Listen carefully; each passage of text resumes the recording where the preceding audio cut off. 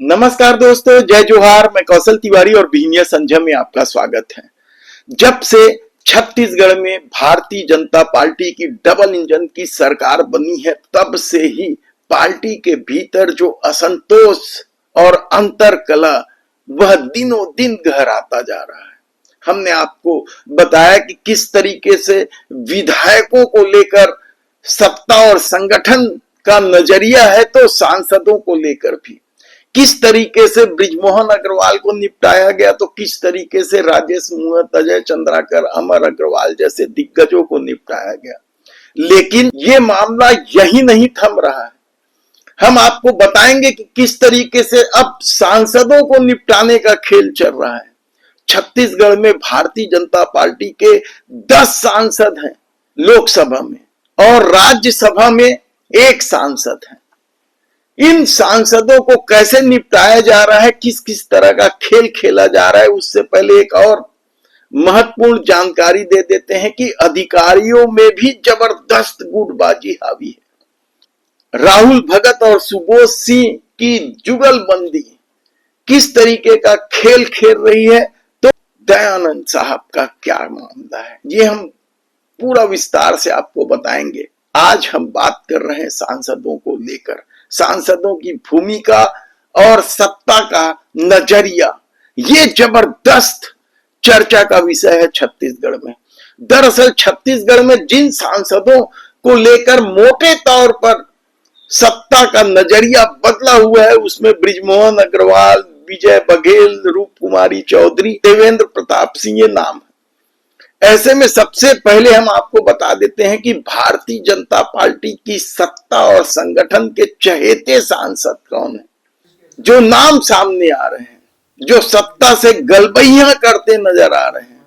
उनमें सबसे पहला नाम संतोष पांडे का है। इन्हें संगठन में मुख्य प्रवक्ता भी बनाया गया है। कहा जाता है कि राजनीति के मैदान में डॉक्टर रमन सिंह के घोर विरोधी माने जाते हैं, और शायद यही वजह है कि सत्ता और संगठन दोनों के सबसे पसंदीदा सांसद संतोष पांडे हैं। तो तोखन साहू मोदी सरकार के मंत्री हैं, और स्वाभाविक रूप से मंत्री होने का लाभ विष्णुदेव साय सत्ता छोड़ना नहीं चाहती, इसलिए उससे भी संबंध बहुत बढ़िया। यानी दूसरे नंबर पर सत्ता संगठन के कोई चहेते सांसद हैं तो वो बिलासपुर के सांसद हैं तोखन साहू। तो रायगढ़ के राधेश्याम राठिया से ज्यादा लेना देना नहीं है, वे ओपी चौधरी से मिलकर चलते हैं, इसलिए उनसे भी कोई दिक्कत नहीं है। तो जांजगीर चांपा की जो सांसद है कमलेश जांगड़े, श्रीमती कमलेश जांगड़े, उसे लेकर भी सत्ता और संगठन दोनों का रवैया सकारात्मक। तब महेश कश्यप, इन्होंने तो सीधा जोड़ी ही बना ली वन मंत्री केदार कश्यप से, और केदार कश्यप यदि साय सत्ता के चहेते हैं, सीनियर होते और कई तरह के आरोपों के बाद भी मंत्री हैं, तो फिर महेश कश्यप को लेकर उनका भी रवैया सकारात्मक ही रहेगा। तब भोजराज पटेल, इन्हें लेकर मामला कुछ उलझा हुआ है, और अब इसलिए भी उलझ गया क्योंकि भोजराज पटेल के मामले में हाई कोर्ट ने भी बड़ी कार्रवाई की है, कहा जाए तो गलत नहीं होगा। दरअसल भोजराज पटेल के खिलाफ कांग्रेस से पराजित लोकसभा प्रत्याशी वीरेश ठाकुर ने याचिका दायर की थी।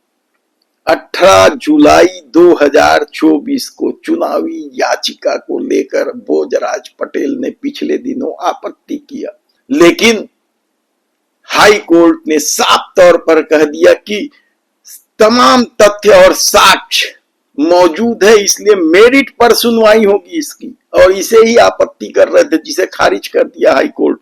और हाई कोर्ट ने यह भी कहा कि 1951 के धारा 81, 82, 83 सब कुछ साफ और स्पष्ट है।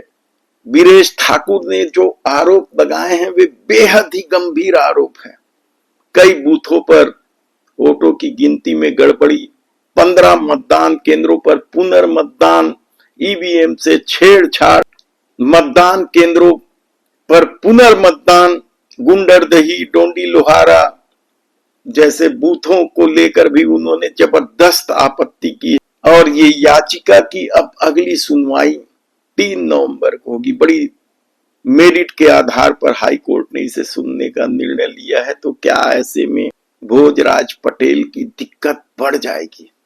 क्योंकि जो तथ्य सामने आ रहे हैं, जो खेल की चर्चा है पूरे देश में, उसमें तो फिर वीरेश ठाकुर के पक्ष में फैसला क्या हो सकता है, या भोजराज पटेल को अंतिम समय में कोई राहत मिल जाएगी।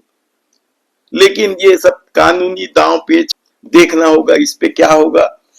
लेकिन राजनीति में भी भोजराज पटेल को लेकर यदि सत्ता और संगठन का रवैया सकारात्मक नहीं है तो आप समझ सकते हैं कि भोजराज पटेल पर कई गंभीर आरोप हैं। यौन शोषण, महिला उत्पीड़न, कई तरह के आरोप हैं। हमने आपको लोकसभा चुनाव, हमने आप पहले बताया कि भोजराज पटेल पर किस किस तरह के आरोप है। उसके बाद भी पार्टी ने टिकट दी और संयोग देखिए कि मामूली अंतर से वे जीत कर भी आ गए और मामला कोर्ट में है। ऐसे में सरगुजा के जो सांसद है चिंतामणि महाराज, कांग्रेस से गए हैं। इस पर सत्ता को शायद अब भी भरोसा नहीं है।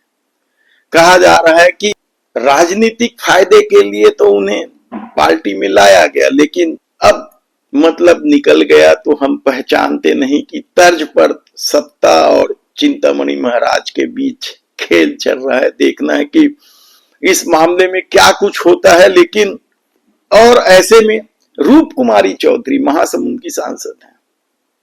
कहा जाता है कि इनसे बीच में खटपट हुई थी जबरदस्त, जब सुशासन तिहार चला था और ये मंच पर खड़े हो पटवारियों को लेकर आरोप लगाए थे। सत्ता के सुशासन तिहार पर भी कटाक्ष किए थे।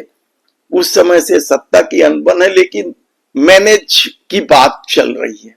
कहा तो यहां तक जा रहा है कि रूप कुमारी के आवेदनों को किनारे कर दिया जाता है। शासन प्रशासन से भी कह दिया गया है कि उन्हें ज्यादा तवज्जो नहीं दिया जाए।